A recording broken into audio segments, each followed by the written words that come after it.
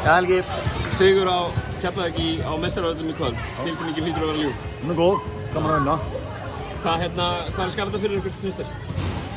Mér finnst svona varnarlega að við bara vorum nokkuð duglegir að fylgja allan því sem við lögðum upp með og þetta náttúrulega, svo bara gengur það planið ekki en við héldum, vorum agaðir fannst mér varnarlega. Það var líka bara kraftur og baráttu í okkur og náttúrulega sem mikilvægast í þessu bara við vorum með fá að tapa bolta og töpuðum ekki frákastaparatunni. Þetta hefur ykkur tvö frákast á milli og mótið liðin sem Keflavík er það bara lykilatriði. Tölfræðilegu möguleiki á að KR ná að halda sér í deildinni, þetta er rosa veik von. Hvernig er að mótivera lið svona í þessari stöðu?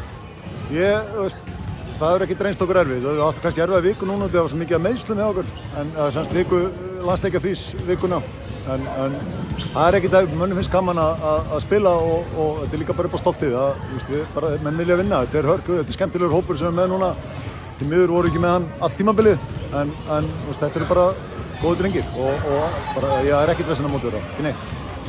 Eins og allir góðu þjálfarar að tala um að hafa væntanlega bara næsti leikur en hvernig sérðu svona þessar loka umferðir spilastörfu fyrir KR-liðið?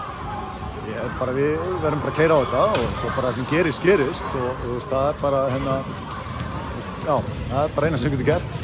Ég veit ekki að fara að spá hvernig það fer en við ætlum bara að reyna að vinna alla leiki og sjá hvað það endar.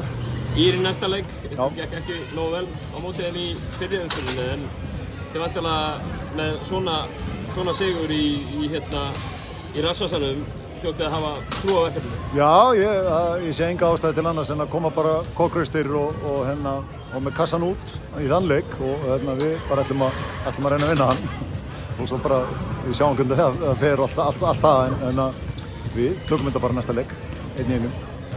Bestu þakkir Helgi. Takk fyrir það. Gekk vel.